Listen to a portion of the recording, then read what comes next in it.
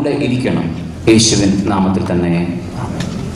സുറിയാനി സഭകളോട് എനിക്ക് പറയുവാനുള്ള ഒരു കാര്യം ദൈവം പറയിപ്പിക്കുന്നതാണ്. വേദപുസ്തകം വായിക്കണം. വേദപുസ്തകം വായിക്കണം. ഇല്ലെങ്കിൽ ആരെയും ഒരു വാക്യം വന്ന് പറയുമ്പോൾ ഞെട്ടിപ്പോവും, പിന്നെ പൊട്ടിപ്പോവും, പിന്നെ തട്ടിക്കൊണ്ട് പോവും. ഞാനൊരു പ്രാവശ്യം ബസ്സിൽ യാത്ര ചെയ്യുമ്പോൾ ഒരാളെന്നോട് ചോദിച്ചു, മർക്കോസിൻ്റെ 16:16 അറിയാം? ഞാൻ പറഞ്ഞില്ല. 16:17 അറിയാം. പിന്നെ അദ്ദേഹം ചോദിച്ചു, യോഹന്നാൻ 3:16 അറിയാം? ഞാൻ പറഞ്ഞില്ല. യോഹന്നാൻ 3:15 അറിയാം. പിന്നെ അദ്ദേഹം ചോദിച്ചു, രക്ഷയുടെ പടിയെല്ലാം കയറിയിട്ടുണ്ടോ? ഞാൻ പറഞ്ഞില്ല. ലിഫ്റ്റേലായിരുന്നു. അതെന്നാണ് അങ്ങനെ? അപ്പം ഞാൻ പറഞ്ഞു, തൻ്റെ കൃപയാൽ ആണ്, എൻ്റെ പ്രവർത്തനം കൊണ്ടല്ല. അപ്പം അദ്ദേഹം ചോദിച്ചു, എന്താണ് പണി? ഞാൻ പറഞ്ഞു, മാർത്തോമ സെമിനാരിയിൽ അവസാന വർഷ വിദ്യാർത്ഥിയാണ്. അദ്ദേഹം ഒരു തുള്ളി, എന്തിനാണ് എൻ്റെ സമയം വെറുതെ കളഞ്ഞത്? ഈ വേദഭാഗം നിങ്ങൾക്ക് അറിയത്തില്ല, പക്ഷെ ഇതിനുള്ള താഴെയുള്ള വേദഭാഗം നമുക്കെല്ലാം അറിയാം. ആ വാക്യം ഞാനൊന്ന് വായിക്കാം. എന്നാൽ നാം ചോദിക്കുന്നതിലും നനയ്ക്കുന്നതിലും അത്യന്തം പരമായി ചെയ്യുവാൻ നമ്മിൽ വ്യാപരിക്കുന്ന ശക്തിയാൽ കഴിയുന്നവന് സഭയിലും ക്രിസ്തുവേശിയിലും എന്നേക്കും തലമുറയായി മഹത്വം ഉണ്ടാകട്ടെ. ആമേൻ. ഇത് മിക്കവാറും പേർക്ക് കാണാതെ അറിയാം. എന്തുവാ ചോദിക്കുന്നതെന്ന് മാത്രം അറിയാം. മുകളിലും താഴെയുമുള്ള വാക്യങ്ങൾ ദയവ് ചെയ്ത് ശ്രദ്ധയോടെ വായിക്കും. എന്താണ് ചോദിക്കേണ്ടത്? ചോദിക്കുമ്പോൾ എന്താണ് ലഭിക്കുന്നത്? ഇതാണ് പ്രാർത്ഥനയുടെ ഉള്ളടക്കം. എന്തായിരിക്കണം? ഇതാണ് ഇന്നത്തെ രണ്ടാമത്തെ ധ്യാനം. What should be the content of prayer? അഥവാ പ്രാർത്ഥനയിൽ എന്ത് സംഭവിക്കുന്നു? ഭാഗ്യവാനായ പൗലോസ്ലീഹ, ശിഷ്യൻ അല്ലാത്ത പൗലോസ്ലീഹ. എനിക്ക് പൗലോസ്ലീഹയെ പറ്റി ഒരു ഒപ്പീനിയൻ ഉള്ളത് ഇതാണ്. സെക്കൻഡ് ഹാൻഡ് പുസ്തകങ്ങളെ വായിച്ചിട്ടുണ്ട്. നേരിട്ട് കടയിൽ നിന്ന് പുസ്തകം വാങ്ങിക്കാൻ ഗതിയില്ല, അല്ലേ? വലിയ റൈറ്റേഴ്സിൽ പലരും അങ്ങനെ ആകട്ടോ, സെക്കൻഡ് ഹാൻഡ് ബുക്സ് മാത്രം വായിച്ച റൈറ്റേഴ്സിനെ പറ്റി ഞാൻ കേട്ടിട്ടുണ്ട്. അതുപോലാണ് ശിഷ്യനല്ലായിരുന്നു, പക്ഷേ ശില്പിയായി. ശരിയല്ലേ? ശരിയല്ലേ? മുന്നിൽ ഇങ്ങനെ ശ്രദ്ധയോടിരിക്കുന്നവരെക്കാൾ ചിലപ്പോൾ പുറത്തിരിക്കുന്ന ഒരാളായിരിക്കും ശ്രദ്ധയോടെ.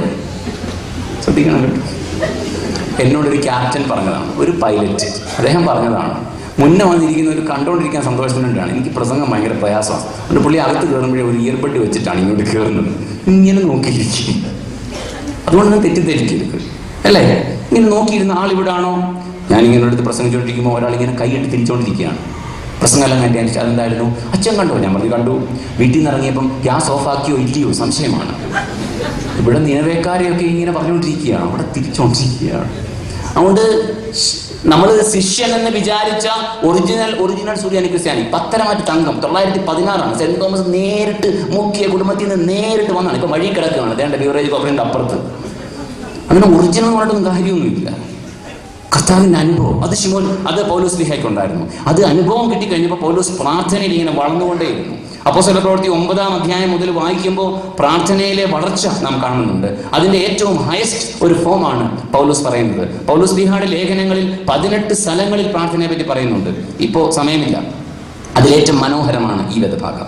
ഇവിടെ പറയുന്ന ചില കാര്യങ്ങൾ 1-ാം അധ്യായം മുതൽ 3-ാം അധ്യായം വരെ യേശു എന്ത് ചെയ്തു, പിതാവായ ദൈവം പുത്രനിലൂടെ എന്ത് ചെയ്തു, അത് പരിശുദ്ധാത്മാവിൽ നാം എങ്ങനെ മനസ്സിലാക്കണം. ഇതാണ് 1 മുതൽ 3 വരെ. 4, 5, 6 അധ്യായങ്ങളിൽ ഈ ലോകത്തിൽ നാം എന്ത് ചെയ്യണം.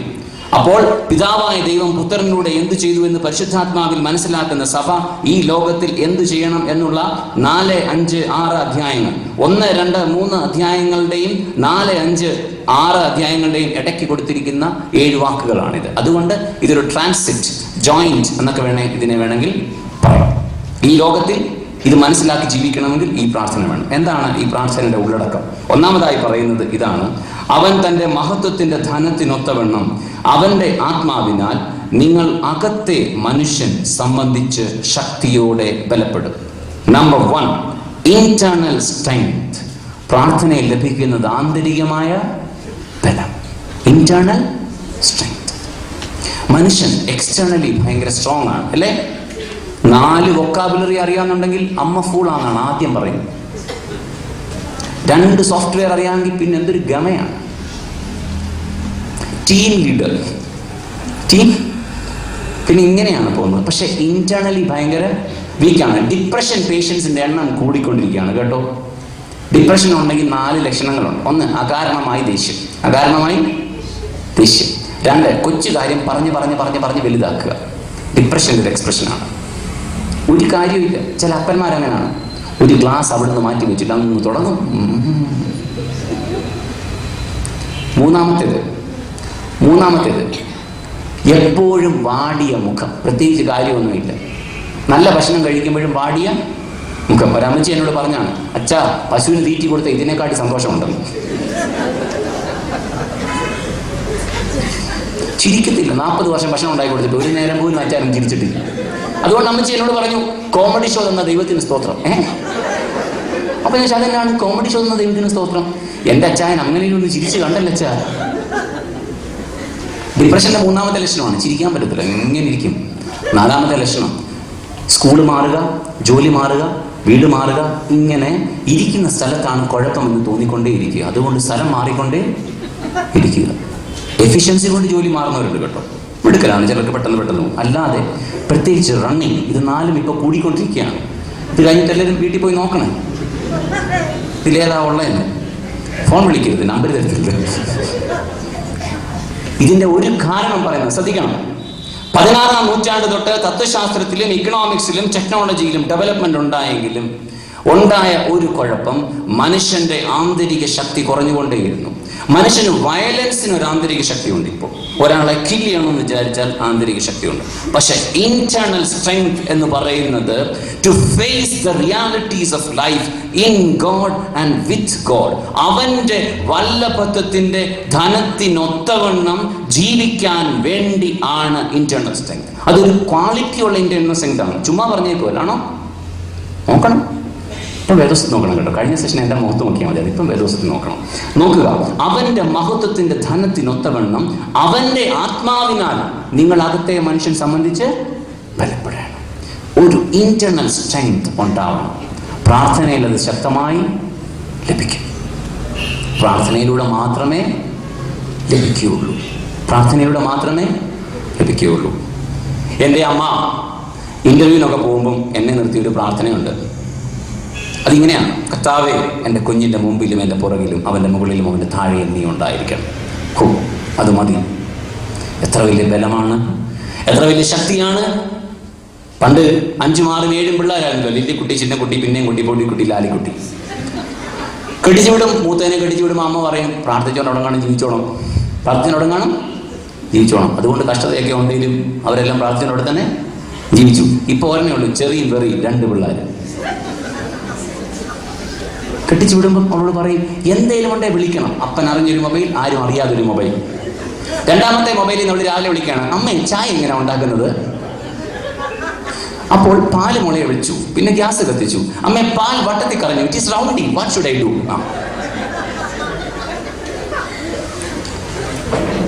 യാതൊരു ആന്തരിക സ്ട്രെങ്തും ഇല്ല, ഗമയൊക്കെ ഉള്ളൂന്ന്. ഞങ്ങൾ സെമിനാരി പഠിച്ചപ്പോൾ വോളിബോൾ കളിക്കുമായിരുന്നു. എനിക്കെതിരെ കളിക്കാനായിട്ട് ഒരാൾ ഇറങ്ങി ഒരു ദിവസം. ഞാനിങ്ങനെ സെൻറ്ററിൽ ഇങ്ങനെ നിൽക്കുകയാണ്. നിങ്ങൾക്കറിയാമല്ലോ വോളിബോൾ കളി ഇങ്ങനെ നിൽക്കുകയാണ്. അപ്പുറത്തൊരു സ്മാഷ് ചെയ്യാനല്ലോ, ഒരു 6 അടി 2 ഇഞ്ച് 90 കിലോ.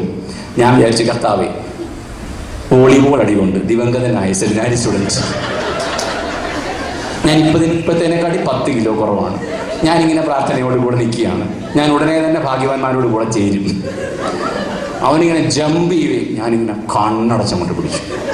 തീർന്നു എന്നാണ്. ടപ്പൊന്നൊരു ശബ്ദം കേട്ടു. അപ്പൊ ജഗതിയൊക്കെ ഞാൻ നോക്കി ചത്തോ ഇല്ല. ആ പൊങ്ങി ആളങ്ങ് വീണവിടെ.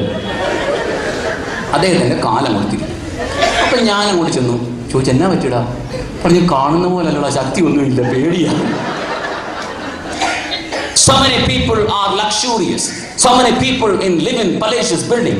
So many people are so fatty. So many people have enormous money, but seldom people have internal strength. That's why we are so depressed. And if you really want to have internal strength, if you really want to move on in life with quality, അതിന് പ്രാർത്ഥനയാണ് അത്യാവശ്യം. National defence അക്കാഡമിയുടെ പരീക്ഷ ഞാൻ പാസ്സായതാണ്. പരീക്ഷ പാസ്സായിട്ട് വിളിച്ചത്. പിന്നെ അമ്മ ചോദിച്ചു, എന്താണ് ആ വിശേഷം? ഞാൻ പറഞ്ഞു, NDA പാസ്സായി. എന്താണ് അത്? NDA എന്ന് പറഞ്ഞാൽ അമ്മയെ വലിയ നേവിയിലൊക്കെ ഓഫീസറാകും. അതുകൊണ്ട് വയസ്സാം കാലത്ത് അമ്മയെ ഞാൻ നേവൽ ബേസ് ഹോസ്പിറ്റലിൽ കൊണ്ട് ചികിത്സിക്കും. എന്നിട്ട് ഞാൻ അമ്മയെ കാറെ കൊണ്ടു. എന്നിട്ട് അമ്മ മരിക്കുമ്പോൾ പോലീസ് ആകാശം ടേറ്റേന്ന് വെടിവെക്കും. എന്നിട്ട് ഞാൻ റിട്ടയർ ആവും. എന്നിട്ട് എനിക്കും അവിടെ ചികിത്സ. എന്നിട്ട് ഞാനും മരിച്ചു പോകും. അന്നേരം പോലീസ് വെടിവെക്കും. പിന്നൊന്നുമില്ല. അത്രയേ ഉള്ളൂ. എന്നിട്ട് അന്ന് വൈകിട്ട് എൻ്റെ അമ്മ പ്രാർത്ഥിച്ചു, കർത്താവേ, എൻ്റെ കുഞ്ഞിന് ശരിയായതെന്തെന്ന് നീ ഒന്ന് കാണിച്ചു കൊടുക്കണം. ഭംഗിയായത് തിരഞ്ഞെടുക്കാനുള്ള ആന്തരിക ബലം അവന് കൊടുക്കണം. പ്രാർത്ഥനയിൽ പ്രിയമുള്ളവരെ ആന്തരിക ബലം ലഭിക്കും. പ്രാർത്ഥനയിൽ ആന്തരിക ബലം ലഭിക്കും.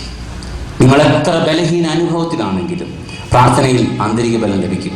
പട്ടക്കാരോട് ചേർന്ന് എനിക്ക് പറയാനുള്ളത്, പലപ്പോഴും വളരെ സങ്കടത്തോടെ കുർബാന ചൊല്ലാൻ കയറി നിന്നിട്ടുണ്ട്. പക്ഷെ വിശുദ്ധ കുർബാന ചൊല്ലിക്കഴിയുമ്പോൾ ഒരാന്തരിക ബലം ലഭിക്കും. ശരിയല്ലേ? എത്ര വലിയ നൊമ്പരവുമായിട്ട് കയറി നിന്നാലും ഒരു കുർബാന കഴിയുമ്പോൾ പട്ടക്കാരന് ഏറ്റവും സാറ്റിസ്ഫാക്ഷൻ കിട്ടുന്നത് അതുകൊണ്ട് മാത്രമാണ് ഞാൻ വിശ്വസിക്കുന്നത്. ട്രാൻസ്ഫർ കൊണ്ട് എന്തെങ്കിലും കിട്ടുമോ? ഇല്ല. അത് ഓരോ ട്രാൻസ്ഫർ ഓരോ തരത്തിലാണ്. ക്യാരറ്റ് ബോൾ അങ്ങോട്ട് ഇങ്ങോട്ട് അടിച്ചു ടക്ക ടക്ക ടക്കേ പോയി കഴിയുമ്പോൾ നമുക്ക് എവിടെ കുഴി വീണ് കൊടുത്ത് നേരത്തെ സരികളൊക്കെ നിർത്തൽ ഇങ്ങനെ ഇരിക്കും. അത് നടക്കുന്ന കാര്യമല്ല. പക്ഷേ തമ്പുരാന്റെ മഹിമാസന്നിധിയിൽ മാലാഖമാരോടൊത്ത് ദൈവത്തെ പരിശുദ്ധൻ പരിശുദ്ധൻ എന്ന് പാടി ആർത്തിറങ്ങി വരുമ്പോൾ മൺമയമായ അസൂയയും കുശുമ്പും പാപവും നിറഞ്ഞിരിക്കുന്ന ഈ ശരീരത്തിലേക്ക് ദൈവത്തിന്റെ ദിവ്യധനം വന്നു എന്ന് ഉറപ്പ് കിട്ടിക്കഴിയുമ്പോൾ ശരീരത്തിന്മേൽ ദൈവം ഒരു സൗഖ്യം തരും. അതുള്ളതാണ്. ആന്തരിക ബലം പ്രാർത്ഥനയിലൂടെ മാത്രം. Whatever you are, whatever positions, whatever adjectives can be put before your name, whatever assets you have, the internal strength comes only from above, and the connection comes through prayer. So let us have personal prayer, let us have family prayer, let us more have proper prayer. Number 1, internal strength. Number 2, the abiding of Jesus Christ. യേശു ക്രിസ്തു വിശ്വാസത്താൽ നിങ്ങളുടെ ഹൃദയങ്ങളിൽ വസിക്കും. പുത്രനായ ദൈവം നമ്മോട് കൂടെ വസിക്കുന്നതായ അനുഭവം. A person with U permanently. കുർബാനയിൽ എന്നെ ഏറ്റവും ബലപ്പെടുത്തിയത്, പ്രത്യേകിച്ച് ഒരു കുട്ടിയായിരുന്ന സമയത്തൊക്കെ ബലപ്പെടുത്തിയതാണ്, തൻ്റെ കരുണയാൽ ലോകത്തെ നിർമ്മിച്ച പരിശുദ്ധനായ ഏകപിതാവ് നമ്മോട് കൂടെ. തൻ്റെ തിരുമേനിയുടെ വിലയേറിയ പീഡാനുഭവങ്ങളാൽ അതിനെ വീണ്ടെടുത്ത പരിശുദ്ധനായ ഏകപുത്രൻ നമ്മോട് കൂടെ. യേശു നിന്നോട് കൂടെ.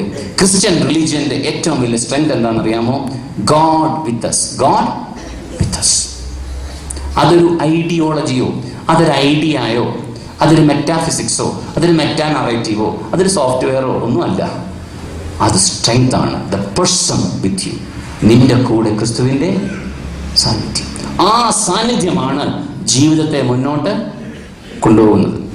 അതുകൊണ്ട് ശിമോൻ യോഹന്നാനെ പത്മോസ് ദ്വീപിലേക്ക് കടത്തിയപ്പോൾ അവിടെ അദ്ദേഹം ദൂതന്മാരുടെ സാന്നിധ്യം അനുഭവിച്ചു. ശരിയാണോ? നാട്ടുകാർ കടത്തുമായിരുന്നു, പക്ഷെ അവിടെ അവൻ എന്തോ ചെയ്തു? ദൂതന്മാരുടെ സാന്നിധ്യം അനുഭവിച്ചു. ഏകാന്തത എന്നൊന്ന് ക്രിസ്ത്യാനികൾക്ക് ഉണ്ടാവേണ്ടതല്ല. ഏകാന്തത എന്നൊന്ന് ദൈവസഖിത്വം ഉണ്ടാവേണ്ടവർക്ക് ഉണ്ടാകേണ്ടതും അല്ല. ചില സ്ഥലങ്ങളിലെങ്കിലും പോയി വരുമ്പോൾ നമ്മൾ മാനസാന്തരപ്പെടാറുണ്ട്. അങ്ങനെ എൻ്റെ ഒരു മാനസാന്തരം പറയാം. ഇഷ്ടമാണോ? സന്തോഷമാണ്. ഈ പള്ളിയിലൊക്കെ ഇരിക്കുന്നവരെ പറ്റി അച്ഛന്മാർക്ക് പല തെറ്റിദ്ധാരണകളുമുണ്ട്. എൻ്റെ പള്ളിയിലുള്ള ഒരു മെമ്പറെ പറ്റി എനിക്കൊരു തെറ്റിദ്ധാരണ ഉണ്ടായിരുന്നു. ഉഴപ്പിയാണ്, ഒരു കാര്യത്തിനും സഹകരിക്കത്തില്ല, ഒരു കാര്യത്തിനും കൂടത്തില്ല, ഒന്നിനും വരത്തില്ല. പക്ഷെ പള്ളിയിൽ റെഗുലറാണ്. പള്ളി കഴിയുമ്പോൾ ഉടനെ ഓടിപ്പോവും. ഒരു ദിവസം എൻ്റെ പള്ളിയിലെ ഒരു മെമ്പറുടെ വീട്ടിൽ ചെന്നപ്പോൾ ആ മെമ്പർ കിടപ്പിലാണ്, പ്രഗ്നൻ്റ് ആണ്, യൂട്രസ് കംപ്ലൈൻ്റ് ആയി കിടപ്പിലാണ്. അവിടെ ചെന്ന് ഞാൻ അദ്ദേഹത്തോട് ചോദിച്ചു, എങ്ങനെയാണ് ഭക്ഷണമൊക്കെ? പറഞ്ഞു, അച്ഛനാ ഫ്രിഡ്ജ് തുറന്നേ. അപ്പം ഞാൻ പോയി ഫ്രിഡ്ജ് തുറന്നു. ഫ്രിഡ്ജിനകത്ത് നിറയെ കൂട്ടാനിരിക്കുന്നു. ഓ, ഇത് ഭയങ്കരമാണല്ലോ. അപ്പം ഞാൻ ചോദിച്ചു, എങ്ങനെയാണ്? പറഞ്ഞു, ജുബി എന്നാണ് ഹസ്ബൻഡിൻ്റെ പേര്. ജുബിക്ക് ഒന്നും വെക്കാൻ അറിയത്തില്ല ചോ. ഞാൻ ചോദിച്ചു, പിന്നെ എങ്ങനെ? പറഞ്ഞു, നമ്മുടെ പള്ളിയിലെ ഇന്ന ആളെ അച്ഛൻ അറിയാമോ? ഞാൻ പറഞ്ഞറിയാം. ആ ആളച്ചോ എല്ലാ തിങ്കളാഴ്ച രാവിലെയും വരും, ഫ്രിഡ്ജ് നിറയെ സാധനം വെച്ചിട്ട് പോവും, എല്ലാ തിങ്കളാഴ്ചയും വരും. ഓ, കൊള്ളാമല്ലോ. ഞാൻ അങ്ങേരെ അദ്ദേഹത്തെ പറ്റി എനിക്ക് അങ്ങനെ അല്ലായിരുന്നു ധാരണ. ഞാൻ അന്ന് വൈകിട്ട് ഈ ആളിനെ കാണാൻ പോയി. ഞാൻ പറഞ്ഞു, എനിക്കിങ്ങനെ ഒരു തെറ്റിദ്ധാരണ ഉണ്ടായിരുന്നു, പക്ഷെ ഇന്നത് കേട്ടു. സത്യമാണോ? സത്യമാണ് ചോ. പക്ഷെ എങ്ങനെ സാധിക്കുന്നു? പറഞ്ഞു, എൻ്റെ കൂടെ യേശു ഉണ്ടെന്ന് എനിക്ക് ബോധ്യമുള്ളത് കൊണ്ട് മനുഷ്യരുടെ കൂടെ യേശുവിനെ നൽകുന്ന, ഞാൻ നിന്നോട് കൂടെ ഉണ്ട് എന്ന് പറയുന്ന അനുഭവം ആണ് ഞാൻ വിശ്വസിക്കുന്നത്. അതുകൊണ്ടാണ് ചോ, അതുകൊണ്ട് മാത്രമാണ്. നിന്റെ ഉള്ളിൽ യേശു വസിക്കുന്നുണ്ടെങ്കിൽ മറ്റുള്ളവരുടെ ജീവിതത്തിൽ അത് അനുഭവിച്ചറിയാനായിട്ട് സാധിക്കും. 2, പ്രാർത്ഥനയിൽ the abiding presence of Jesus Christ. A person with you. It is not an idea, it is a person. ആ പേഴ്സന്റെ സാന്നിധ്യം. 3, മൂന്നാമത്തെ പ്രത്യേകത, വീതിയും നീളവും ആഴവും ഉയരവും എന്ത്? A discernment in life. എന്താണ് നശ്വരം, എന്താണ് ശാശ്വതം, എന്താണ് ശ്രേഷ്ഠം, എന്താണ് നീചം, എന്താണ് പിടിക്കേണ്ടത്, എന്താണ് തള്ളേണ്ടത്. നോയമ്പ് സത്യത്തിൽ അതാണ്. ഞാനൊരു ആളോട് ചോദിച്ചു, നോയമ്പ് നോക്കാറുണ്ടോ? ഉണ്ടച്ചു. മുക്കാൽ നോയമ്പ്. സുറിയാനി സഭയിൽ അങ്ങനെ മുക്കാൽ നോയമ്പ് ഞാൻ കേട്ടിട്ടില്ല. ഞങ്ങളെ ഇതൊക്കെ പഠിപ്പിച്ച അച്ഛനാണ് മുന്നേരിക്കും. എന്താണ് മുക്കാൽ നോയമ്പ്? എന്നുവെച്ചാൽ എന്താണത്? ഉണക്കമീൻ കൂട്ടാ. ഉണക്കമീൻ കൂട്ടാ. എന്തിനാണ് നോയമ്പ്? നോയമ്പ് എന്തിനാണ്? വ്യർത്ഥമായത് എന്ത്, അർത്ഥമുള്ളത് എന്ത്, ശാശ്വതമായത് ഏത്, ശാശ്വതമല്ലാത്തത്. ഈ തിരിച്ചറിവിനാണ് നോയമ്പ്. ഈ തിരിച്ചറിവുണ്ടായിരിക്കണം. വിശാൽ ജേക്കബ് എന്നൊരു കുട്ടിയെ പരിചയപ്പെടുത്തട്ടെ. 8ാം ക്ലാസ്സുകാരനാണ്.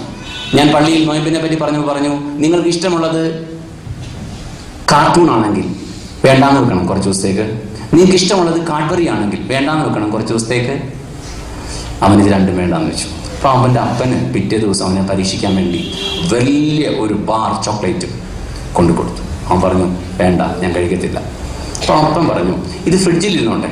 അപ്പോൾ അവൻ പറയാണ് അതവിടെ ഇരിക്കുന്നത് എന്നെ മോഹിപ്പിക്കാൻ വേണ്ടിയല്ലേ, അത് വേണ്ട. അന്നേരം തന്നെ അവൻ എടുത്തുകൊണ്ട് അടുത്ത വീട്ടിൽ കൊണ്ട് കൊടുത്തു.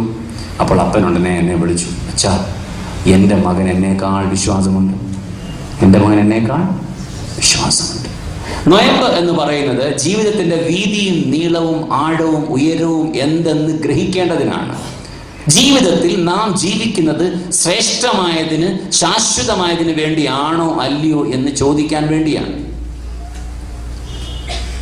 നോയമ്പിലൂടെ പൂർവ്വപിതാക്കന്മാർ കണ്ടെത്തിയത് അതാണ്.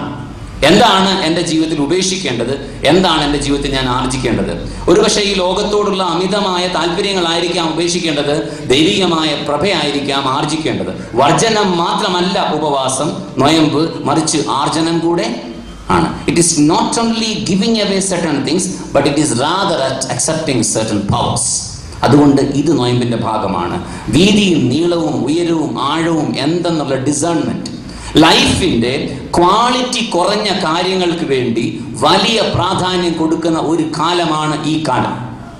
ക്ഷമിക്കണം, കല്യാണം കഴിഞ്ഞ് 10 ദിവസം കഴിഞ്ഞൊരു ചെറുക്കൻ എന്നെ ഫോൺ ചെയ്യും. 10 ദിവസമായിട്ടുള്ളൂ.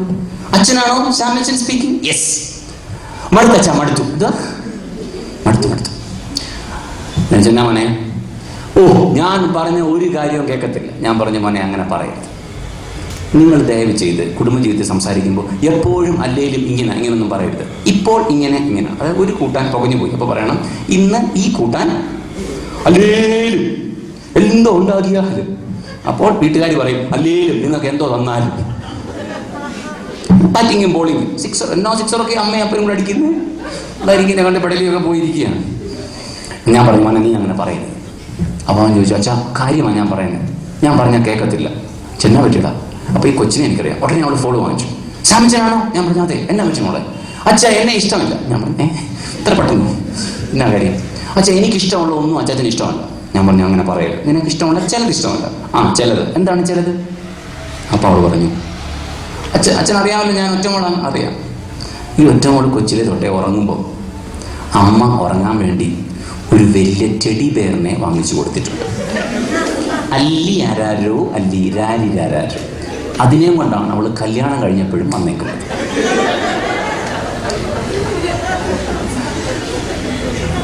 നമ്മുടെ പിള്ളേരിൽ പലരും കാണിക്കുന്നത് ഇതൊക്കെയാണ്. 27,000 ആണ് കഴിഞ്ഞ വർഷത്തെ കേരളത്തിലെ ഡിവോഴ്സ് നമ്പർ. എക്സ്ട്രീംലി വൾഗറായ റിലേഷൻസിൽ ചിലപ്പോൾ ഡിവോഴ്സേ പറ്റത്തുള്ളായിരിക്കാം. There are certain occasions in which dignity is not at all taken care of. There may be divorce is the only option, but most of the cases ഇതാണ് സംഭവം. അല്ലി ആരാരോ അവൾ പിടിച്ചോണ്ടിരിക്കുകയാണ്. അപ്പം ഞാൻ പറഞ്ഞു മോളെ ഇതാണോ കാര്യം? ഞാൻ പറഞ്ഞു അവൾ പറഞ്ഞു അതാ കാര്യം. ഞാൻ പറഞ്ഞു മോളെ അതങ്ങ് കളയണം. അപ്പോൾ അവൾ പറയുകയാണ് വെച്ചാൽ എന്നെ ഇഷ്ടപ്പെടുന്നത് ഇതുകൂടി ഇഷ്ടപ്പെട്ടേ പറ്റത്തു. പാക്കേജാണ്. ഫോൺ കട്ട് ചെയ്തു. ഉടനെ അമ്മ വിളിച്ചു. അമ്മ എവിടുന്നാന്നും പറയത്തില്ല. ഉടനെ നിങ്ങൾ ഇനി തിരക്കി പോകും. അവിടുത്തെ 2ാമത്തെ കൊച്ചിൻ്റെ ആലോചന വരുമ്പോൾ അവിടെ സാമച്ചൻ പറയാൻ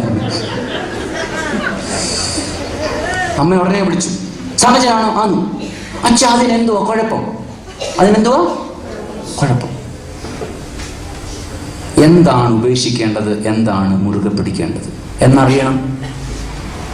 എന്താണ് ഉപേക്ഷിക്കേണ്ടത്, എന്താണ് ആ സെൻസ് നമുക്ക് തരുന്നത് what has to be kept, what has to be avoided. ഞാൻ കല്യാണം കഴിച്ച 5-ാം ദിവസം ഞാനും എൻ്റെ ഭാര്യയും തമ്മിൽ ഇന്റർവ്യൂ നടന്നു. ഭയങ്കര തിരക്കായിരുന്നു, അതുകൊണ്ട് പറ്റിയില്ല. 5-ാം ദിവസം ഞാൻ ചോദിച്ചു, ഇനി നമ്മൾ ഇങ്ങനെ സംസാരിക്കാൻ പോയാണ്. അവൾ പറഞ്ഞു വെരി ഗുഡ്. ഞാൻ ചോദിച്ചു എന്തൊക്കെയാണ് ഇഷ്ടം? അവൾ പറഞ്ഞു അച്ഛൻ്റെ പറ. ഞാൻ പറഞ്ഞു എനിക്ക് മലയാളം കവിത ഓരോ ശിശുരോധനത്തിലും കേൾപ്പു ഞാൻ. അവൾ ചിരിച്ചു. എന്താണ് ഇഷ്ടം? അവൾ പറഞ്ഞു എനിക്ക് ഹിന്ദി ഗസലാണ് ഇഷ്ടം. ആജ് मैंने सोचा है सुन दूंगा मैं चुनूंगा, आज मैंने सोचा है जिस खुदा के हाथों में आपको बनाया है उस खुदा के हाथों में आज मैंने चुनूंगा. വയ്യേ. അപ്പം ഞാൻ ചോദിച്ചു ശരി നിനക്ക് എന്ത് ഭക്ഷണമാണ് ഇഷ്ടം? അവൾ പറഞ്ഞു അച്ഛൻ പറ. ഞാൻ പറഞ്ഞു എനിക്കിഷ്ടം ഏറ്റവും ഇഷ്ടം പഴങ്കഞ്ഞി മക്കളെ ഓൾഡ് കഞ്ഞി, പഴങ്കഞ്ഞി, മത്തി, മോര്, ഇതൊക്കെയാണ് ഇഷ്ടം. അവൾ പറഞ്ഞു സാരമില്ല. ഞാൻ എന്താണ് ഇഷ്ടം? ചപ്പാത്തി. എന്താണ് ചപ്പാത്തി? 3ാമത്തെ ചോദ്യം ഞാൻ ചോദിച്ചു എന്നോട് ചോദിച്ചു എത്ര മണിക്ക് അച്ഛൻ കിടക്കുന്നത്? ഞാൻ പറഞ്ഞു കുർബാന എല്ലാം കഴിഞ്ഞ് ശുശ്രൂഷ എല്ലാം കഴിഞ്ഞ് വരുമ്പോൾ 10 മണിയാവും. 10:30 ആകുമ്പോൾ വായിക്കാൻ തുടങ്ങും. സാധാരണഗതിയിൽ നോവലോ എല്ലൊക്കെ വായിച്ചിങ്ങനെ ഇരിക്കും. ഒരു 12:30-1 മണിയാകുമ്പോൾ ഉറങ്ങും. അപ്പോൾ ചിരിച്ചു. എന്താണ്? ഞാൻ 9 മണിക്ക് കിടക്കും, രാവിലെ 3 മണിക്ക് എഴുന്നേൽക്കും. അപ്പം ഞാൻ പറഞ്ഞു നമുക്ക് പ്രാർത്ഥിക്കാം. അപ്പോൾ ചോദിച്ചാൽ അതിനെ അങ്ങനെ പറഞ്ഞു. ഞാൻ പറഞ്ഞു ഇത് നമ്മൾ തമ്മിൽ ഇനി ആലോചിച്ച് പരിഹരിച്ച് ശരിയാക്കാനേ പറ്റത്തില്ല. എൻ്റെ ജീവിതത്തിലെ അനുഭവങ്ങളിൽ നിന്ന് പറയട്ടെ, ജീവിതത്തിൽ പലപ്പോഴും എന്താണ് ആഴമുള്ളത്, എന്താണ് ഉയരമുള്ളത്, എന്താണ് കാമ്യം, എന്താണ് നീചം എന്ന് തിരിച്ചറിയാൻ ഭയങ്കര പാടാണ്. അങ്ങനെയുള്ള അനുഭവങ്ങളിൽ പ്രാർത്ഥിക്കണം. പ്രാർത്ഥിച്ച് മാത്രമേ നിങ്ങൾക്ക് ഡിസിഷൻ എടുക്കാൻ പറ്റത്തുള്ളൂ. That is a discernment. അതൊരു കപ്പാസിറ്റിയാണ്, അതൊരു സ്കാനിങ് ആണ് on life. What has to be taken, what has to be rejected. വാശി കൊണ്ട് ആരും വീട് പണിയത്തില്ലല്ലോ, പ്രതികാരം കൊണ്ട് ആരും വീട് പറയത്തില്ലല്ലോ, മറക്കാൻ പറ്റാത്തത് കൊണ്ട് പ്രത്യേകിച്ച് ഗുണമൊന്നുമില്ലല്ലോ. ചിലപ്പോൾ നിങ്ങൾ സൂക്ഷിക്കുന്ന ചില ഓർമ്മകൾ പോലും നിങ്ങൾക്ക് വലിയ ഗുണമുള്ളത് ആയിരിക്കത്തില്ല. ചില ഓർമ്മകൾ കൊണ്ട് നമുക്ക് ബലം കുറയുന്നേ ഉണ്ടായിരുന്നുള്ളൂ. അത് ചിലപ്പോൾ കളഞ്ഞേക്കണം. Forget it. Let us keep what is noble, serene and divine.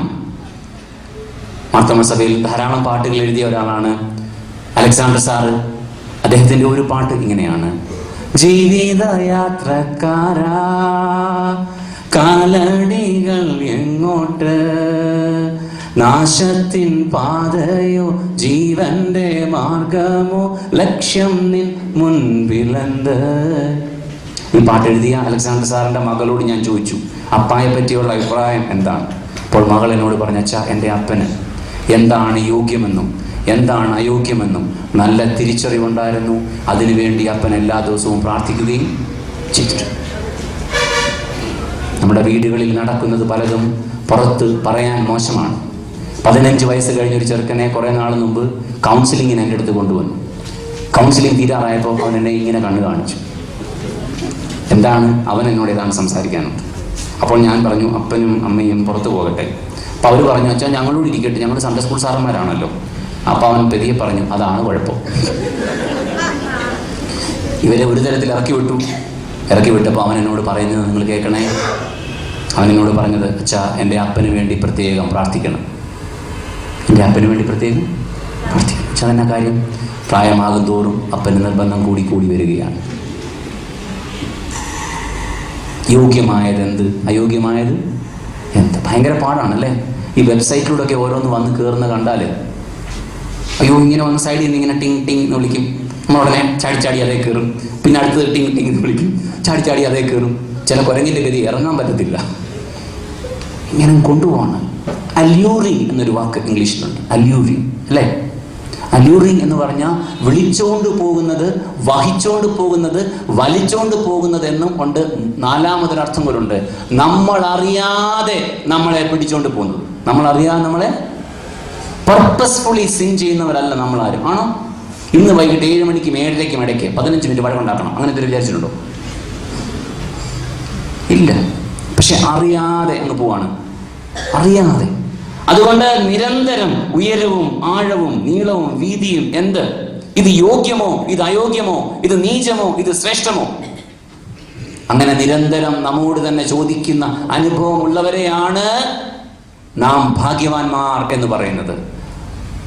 4മതായി അവിടെ പറയുന്ന ഒരു കാര്യം, വിശുദ്ധന്മാരോട് കൂടെ ഓഹരിക്കാരാവുക. സഭയുടെ വിശ്വാസങ്ങളിൽ ഒന്നാണ് വിശുദ്ധന്മാരോട് കൂടെയുള്ള പങ്ക്. ശരിയാണോ? ആരാണ് സെയിൻസ്? വലിയ കോൺട്രവേഴ്ഷ്യൽ വിഷയമാണ്. കോൺട്രവേഴ്ഷ്യൽ ആയിട്ടുള്ള കാര്യങ്ങൾ പറയണ്ടേ? അല്ലെ പിന്നെ ചുമ്മാ ഇങ്ങനെ മേളിലുള്ള ക്യൂമിനിസം ഒന്നും കാര്യമൊന്നും പറയത്തുമില്ല. അങ്ങോട്ടും ചായ ഇങ്ങോട്ടും ചായ, അങ്ങോട്ടും ഗുഡ് മോർണിംഗ് ഇങ്ങോട്ടും ഗുഡ് മോർണിംഗ്, അങ്ങോട്ടും ഐസ്ക്രീം ഇങ്ങോട്ടും morning. That is not ecumenism. Ecumenism has to be on doctrines. എന്താണ് വിശുദ്ധന്മാര്? ദൈവസന്നിധിയിൽ യോഗ്യമായി ജീവിച്ചവരാണ് വിശുദ്ധന്മാർ. ദൈവസന്നിധിയിൽ യോഗ്യമായി ജീവിച്ചവർ. അവരോടുള്ള കൂട്ടായ്മ, അവരോടുള്ള കൂട്ടായ്മ, ആ കൂട്ടായ്മയിലാണ് ഞാനും ഇവിടെ നിൽക്കുന്നത് എന്ന ബോധ്യം ആണ് നമ്മുടെ ജീവിതത്തെ മുന്നോട്ട് കൊണ്ടുവന്നത്. I stand in the continuity of the forefathers and mothers who witnessed the glory of God. ഞാൻ സ്വയമേവ ഉണ്ടായതാണ് എന്ന ധാരണ ക്രിസ്ത്യാനിക്ക് പറ്റിയതേ അല്ല. ആണോ? എനിക്ക് മുന്നേ ചിലരുള്ളതുകൊണ്ടാണ് ഞാനിവിടെ നിൽക്കുന്നത്. ശരിയാണോ? വലിയ പാടായി നമ്മുടെ ഒരു ചിന്ത, നമ്മുടെ ഞാനേ, എൻ്റെ ഒരു കാര്യമേ, എന്നെ ഒന്ന് സമ്മതിക്കണം. ഞാനൊരു സംഭവമാണ് കേട്ടോ.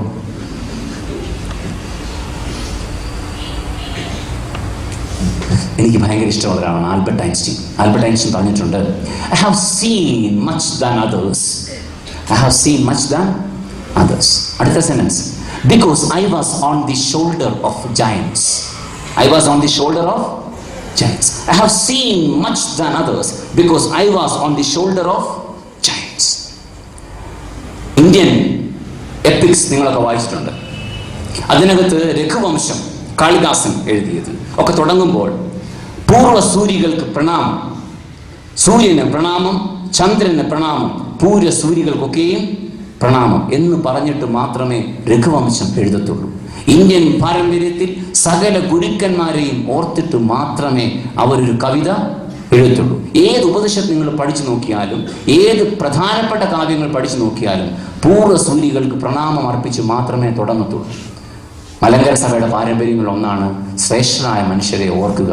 അവരുടെ പിന്നടിയിലാണ് നമ്മളും നടക്കുന്നത്. അങ്ങനെ ഓർക്കണം. വല്ലപ്പോഴും നടത്തിയവരെയൊക്കെ ഒന്ന് ഓർക്കണം. 4ാം ക്ലാസ്സിൽ ഞാൻ പഠിച്ച ഒരു കവിതയുണ്ട്. ആ കവിത എന്നെ പഠിപ്പിച്ചത് തങ്കമ്മ സാറാണ്. തങ്കമ്മ സാറിനെ ഓർക്കുന്നതിന് പിന്നിലൊരു കാര്യമുണ്ട്. തങ്കമ്മ സാറാണ് പഠിപ്പിച്ചത്, കാകദൃഷ്ടി അപഗധ്യാനം ശ്വാനനിദ്ര തദൈവച അല്പാഹാരം ജീർണവസ്ത്രം ദ്വേതൽ വിദ്യാർത്ഥി ലക്ഷണം. അപ്പോൾ ടീച്ചർ പറഞ്ഞു, കാക്കയുടെ ഒരു നോട്ടമുണ്ട്. ഞാൻ എങ്ങനെയാണ് കാക്കയുടെ നോട്ടം? കാക്ക നോക്കുന്നു പറഞ്ഞാൽ ഇങ്ങനെ കൊട്ട വെക്കുന്ന പോലാണ്. അതെങ്ങനെയാണ് കൊട്ട വെക്കുന്ന പോലെ നോക്കുന്നത്? കാക്ക നോക്കിക്കഴിഞ്ഞാൽ അതിനകത്ത് ഇരിക്കുന്ന മുഴുവൻ കാക്കയെ അങ്ങ് കാണും. പിന്നെ ഒരു 5-6 ദിവസം ഞാൻ കാക്കയെ നോക്കി ഇങ്ങനെ നടക്കുമായിരുന്നു. ഇവിടെ എന്തൊരു നോട്ടമാണ്. പക്ഷെ ഞാൻ ഇപ്പോഴും ഓർക്കുന്നു, ആ നോട്ടത്തെ പറ്റി പറഞ്ഞു തന്നതാണ് പലതും കാണാൻ ജീവിതത്തിൽ പഠിപ്പിച്ചത്. തങ്കമ്മ സാറിനെ കണ്ടതിനായി ദൈവത്തിന് സ്തുതി. എൻ്റെ അപ്പൻ മരിച്ചു കഴിഞ്ഞ ഒരാഴ്ച ഞാൻ സ്കൂളിൽ പോയിട്ടില്ല.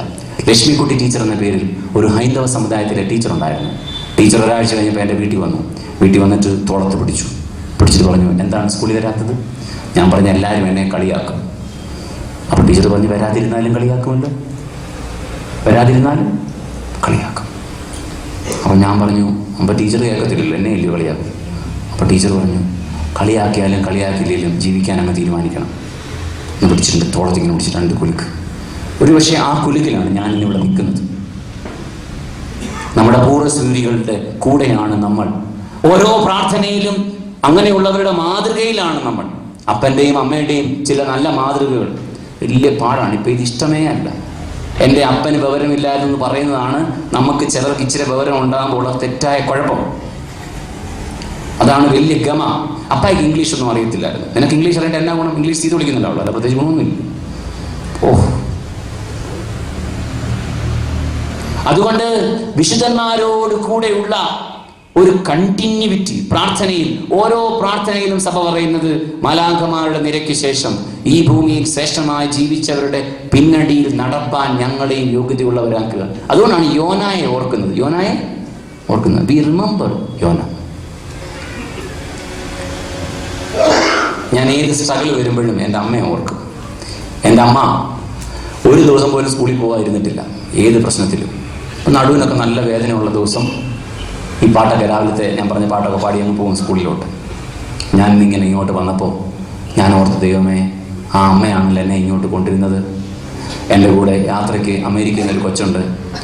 അവള് മാതാ അമൃതാനന്ദമയുടെ അടുത്ത് ധ്യാനം പഠിക്കാൻ വന്നതാണ്. ഞാൻ എന്താണ് കാര്യം? അപ്പനും അമ്മയും ക്രിസ്ത്യൻസ് ആയിരുന്നു. അവർക്ക് ബുദ്ധി കൂടുതലുണ്ട്. അവർ തീരുമാനിച്ചു ഓരോ ആഴ്ചയിലും ഓരോ പള്ളിയിൽ പോയാൽ മതിയെന്ന്. ഓരോ ആഴ്ചയിലും ഓരോ പള്ളി. അവൾ പറഞ്ഞു it was A disorganised experience. അതുകൊണ്ട് എനിക്ക് ഷാറ്റേഡ് ആയിപ്പോയി. 16-ാം വയസ്സിൽ യോഗ പഠിക്കാൻ തുടങ്ങി. ഇപ്പോൾ ഇവിടെ വന്നേക്കാണ്. ഞാൻ വിചാരിച്ചു ഞാനും അങ്ങനെ കടന്നു പോകേണ്ടതല്ലേ. എൻ്റെ അമ്മയുടെ ആ പ്രാർത്ഥനയാണ് എന്നെ ഇവിടെ എത്തിച്ചിരിക്കുന്നത്. അതുകൊണ്ട് ഓരോ പ്രാർത്ഥനയിലും we start the prayer of, or we continue in the line of those who have gone before us. എൻ്റെ വല്യപ്പച്ചൻ ഒരു ഉപദേശിയായിരുന്നു ഞങ്ങളുടെ സഭയിലെ. എൻ്റെ വല്യപ്പച്ചൻ അവസാന കാലത്ത് സന്തോഷത്തോടെ എന്നെ നോക്കി ഞാൻ ശുശ്രൂഷയ്ക്ക് വരുന്നതിൽ വളരെ ആനന്ദിച്ചിട്ടുണ്ട്. ഒരുപക്ഷെ ഞാൻ വിശ്വസിക്കുന്നത് എൻ്റെ വല്യപ്പച്ചൻ്റെയും കൂടെ ഒരു പ്രാർത്ഥനയാണ് ഞാൻ എന്ന മനുഷ്യൻ. അങ്ങനെയെങ്കിൽ അടുത്ത തലമുറയ്ക്ക് യോഗ്യമായതാണോ നമ്മളിപ്പോൾ ചെയ്യുന്നത്? അതാണ് ചോദ്യം. ഇതിങ്ങനെ കേട്ടോണ്ടിരിക്കേണ്ട സൗണ്ട് അല്ലേ? കഴിഞ്ഞ തലമുറ, വാങ്ങിപ്പോയ തലമുറയിൽ നമ്മളുമായിട്ടുള്ള സജീവ ബന്ധം നല്ല കാര്യമാണ് പറഞ്ഞു. അങ്ങനെ ഇനി 4 തലമുറ കഴിഞ്ഞ് നമ്മളെ എങ്ങനെ ഓർക്കും? അതും ഇതുകൊണ്ടൊരു അക്കൗണ്ടബിലിറ്റിയാണ്. മനസ്സിലായോ? അതായത് ബാറ്റൺ വാങ്ങിക്കുക മാത്രമല്ല, നമ്മുടെ റേസ് നല്ലവണ്ണം ഓടി ഈ ബാറ്റൺ റിലേ റേസിംഗ് അല്ലേ? 4 400 meters 4x100 അല്ലേ? 4x100 ആദ്യത്തെ 100 ലാപ്പ് ഓടി ഒരാൾ കൊണ്ട് കൊടുത്തു. ഇത് അടുത്ത ആടെ കയ്യിലേക്ക് കൊടുക്കണം. അങ്ങനെ കൊടുക്കാൻ വല്ലതും വെച്ചിട്ടുണ്ടോ? അമേരിക്കയിൽ ഒരു കൊച്ചു വീട്ടിൽ നിന്ന് ഇറങ്ങിപ്പോവാണ്. ഒറ്റ അപ്പൻ എങ്ങനെ അറിയാമെന്നറിയാമോ? മുറ്റത്തൊരു കാർ വന്നിരിക്കുന്നു, കാറിൽ ഹോൺ ടേക്ക്. അവള് പറഞ്ഞു പപ്പ ഐ ആം ഗോയിങ്. സാധനം എല്ലാം ഉണ്ട്. പപ്പയ്ക്കൊന്നും പറയാൻ പറ്റത്തില്ലല്ലോ, അച്ഛനറിയാൻ കാര്യങ്ങളൊക്കെ അവിടുത്തെ. പപ്പയ്ക്കൊന്നും മിണ്ടാൻ പറ്റത്തില്ല. പപ്പ മിണ്ടിയാൽ പപ്പ മിണ്ടി എന്നും മിണ്ടിയതിന്റെ ടോൺ ഹൈ ആയിരുന്നെന്നും ആ ടോണിനകത്ത് ഹറാസ്മെന്റ് ഉണ്ടെന്നും കേസ് കൊടുത്താൽ മതി. പപ്പ അകത്ത് കിടക്കും, ജോലി പോലും കിട്ടത്തില്ല. അത്രേ ഉള്ളൂ. അതാണ് ഈ ലീഗലിസത്തിന്റെ വയലൻസ് എന്ന് പറയുന്നത്. ഇവിടെ ഇറങ്ങിപ്പോവാണ്. അപ്പ കരഞ്ഞോണ്ട് ചെന്നിട്ട് കാണിച്ചു, മോളെ 25 ലക്ഷം രൂപ നിന്റെ പേര്, നാട്ടിൽ തിരുവനന്തപുരത്ത് വീട്. അവൾ പറഞ്ഞു ഹൂ കെയർസ്.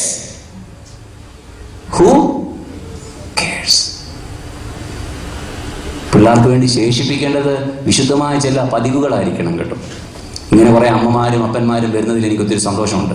പിള്ളേരെയും കൂടെ കൊണ്ടുവരണം, അടുത്ത തലമുറയ്ക്കായിട്ട് ഇത് കൊടുക്കണം. അവസാനമായി last point may be this. അതുകൊണ്ട് ക്രിസ്തുവിൻ സ്നേഹത്തെ അറിവാൻ പ്രാപ്തരാവുകയും ദൈവസ്നേഹത്തിൽ എല്ലാ നിറവിനോളം നിറഞ്ഞ് വരികയും വേണം എന്നും പ്രാർത്ഥിക്കുന്നു. We have to grow every day in the glory of God. ദൈവ തേജസ്സിൽ ഒരു വളർച്ച, എല്ലാ ദിവസവും അല്പം കൂടെ മെച്ചമാകാൻ ഉള്ള ഒരാഗ്രഹം. പൗലോസ്ലീഹായിലുള്ള സെൻട്രൽ തീമാണിത്. ഞാൻ പിടിച്ചു എന്നോ ഞാൻ എത്തിക്കഴിഞ്ഞു എന്നോ നിരൂപിക്കുന്നില്ല. മുമ്പിലുള്ളത് ആഞ്ഞുകൊണ്ട് നിരന്തരം ഞാൻ ഓടുന്നതേ ഉള്ളൂ. ഓരോ ദിവസവും let I be more growing day by day.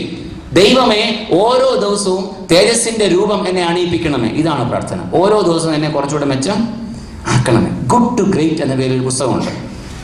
Good to great വായിക്കാത്തവരെല്ലാം വായിക്കണം. ജിം കോളിൻസ് എഴുതിയിരിക്കുന്നത് നല്ല ബുക്കാണ്. Good is the enemy of the great. First chapter ആണ്. Good is the enemy of the great. അത്യാവശ്യം മോശമല്ല എന്നുള്ളതാണ് നമ്മൾ മെച്ചമാകാത്തതിൻ്റെ കാര്യം.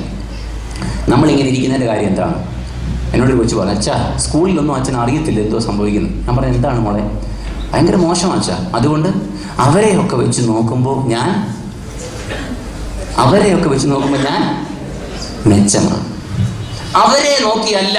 മനുഷ്യന് 3 പോസിബിലിറ്റി ആണല്ലോ: മൃഗം, മനുഷ്യൻ, മാലാഖ അല്ലേ?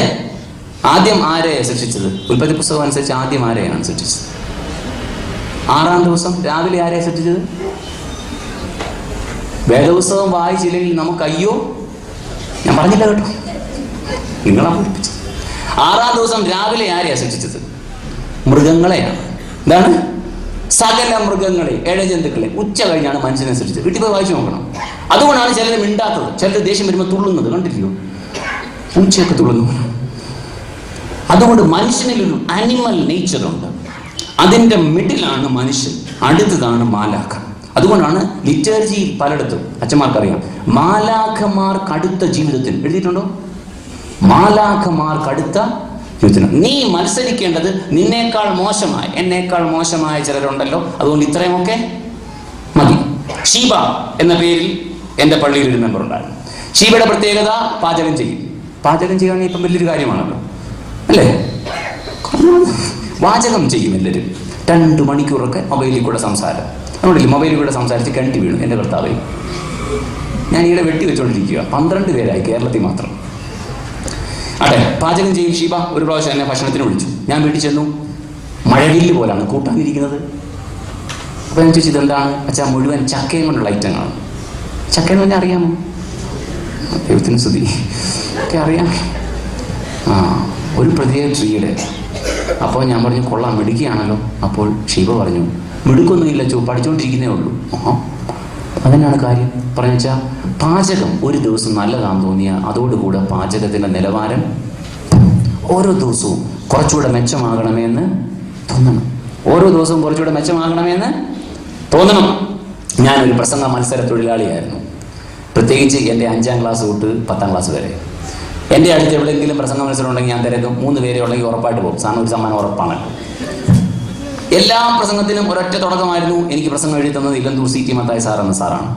എല്ലാ പ്രസംഗവും ഒറ്റ തുടക്കം. ഈശാവാസ്യമിതം സർവം യത്കിന്റെ ജഗത്യാം ജഗത്തേന തെക്തേന ഭുഞ്ചിതാമാകൃത അകസ്യ സിദ്ധനം സൈത്തിരിയോപനിഷത്ത് ഇതെന്ന് പറയും. കണ്ണടച്ചൊരൊറ്റ പിടിപ്പില്ല. അത് കഴിഞ്ഞ് പിന്നെ ഒരു വാക്കണം. പൂനിലാവും പൂമണി തന്നെ പൂന്തേം ചുരുന്ന് മരഞ്ഞ വേള, ഇങ്ങനെ സാ മാ രാ പ പ്രസംഗിക്കുന്നൊരു കാലം ഉണ്ടായിരുന്നു. അങ്ങനെ പ്രസംഗം ഇങ്ങനെ ഒരിടത്ത് മാതൃഭൂമി സ്റ്റഡി സർക്കിളിൻ്റെ പ്രസംഗം കൊണ്ട് കത്തിച്ച് തുറന്നപ്പോൾ CT മതി സാറ് മുന്നേ ഇരിക്കും. ഓഫായി. സാർ 5 വർഷം മുമ്പ് എഴുതുന്ന പ്രസംഗമാണ്. പ്രസംഗം കഴിഞ്ഞപ്പോൾ സാറിനെ വിളിച്ചു. നീ വന്നേ, അങ്ങോട്ട് ഇരുന്നു. നിർത്താറായില്ലേ എന്ന് ചോദിച്ചു. നമ്മുടെ ചില സാറന്മാരുടെ നോട്ടുകൾക്ക് കൈയുണ്ടായിരുന്നു. എന്നേ സാറിൻ്റെ ചെവിക്ക് പിടിച്ച് ചെവി കിടക്കുന്നു. സാറേ നിർത്താറായില്ലേ, എത്ര നാളായി ഈ നോട്ട് കൊണ്ട് നടക്കുകയാണ്. BEd പഠിച്ച കാലത്തെ നോട്ടാണ്. റിട്ടയർ ആകുമ്പോഴും അത് തന്നെയാണ്. ക്ഷമിക്കണം.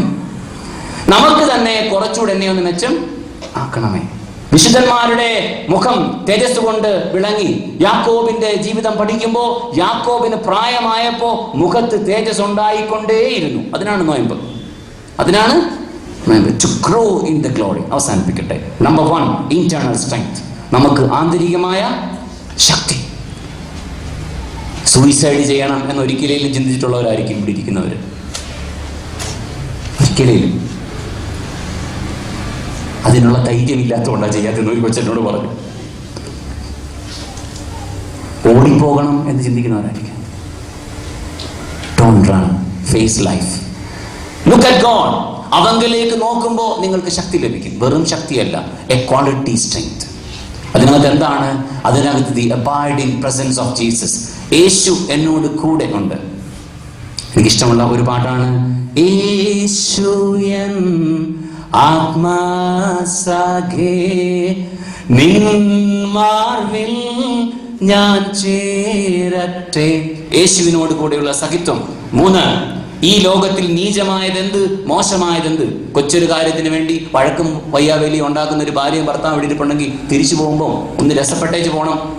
കഴിഞ്ഞ കമ്മിറ്റി നന്ദി പറഞ്ഞപ്പോൾ KO അവറാന് പകരം KA അവറാൻ എന്ന് പറഞ്ഞ് മാറി നിൽക്കുന്ന ഒരു അവറാൻ ഉണ്ടെങ്കിൽ നിർത്തണം ഈ കൊച്ചു വഴക്കുകൾ. കുറച്ചുകൂടെ മെച്ചപ്പെട്ട ഡിസേൺമെന്റ് നമുക്കുണ്ടാകട്ടെ. What is good and what is not good, what is lasting and what is not lasting.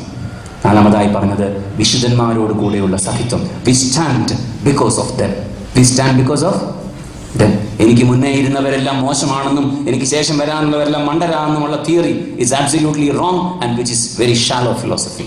എനിക്ക് മുന്നേ അനേകരുണ്ടായിരുന്നു, എന്നിലൂടെ ചിലതെങ്കിലും ഞാൻ ശേഷിപ്പിക്കട്ടെ. അവസാനമായി let us every day grow in the glory of God. ദൈവ തേജസ് ഓരോ ദിവസവും മുഖത്ത് കിട്ടട്ടെ. അല്പം കൂടെ തേജസ് മുഖത്ത് കിട്ടട്ടെ. നോമ്പിന്റെ പ്രാർത്ഥന അതിനുവേണ്ടിയാണ്. തേജസ് ലഭിക്കുന്ന അനുഭവമാണ്. തലകളെ വണക്കാം, പ്രാർത്ഥിക്കാം.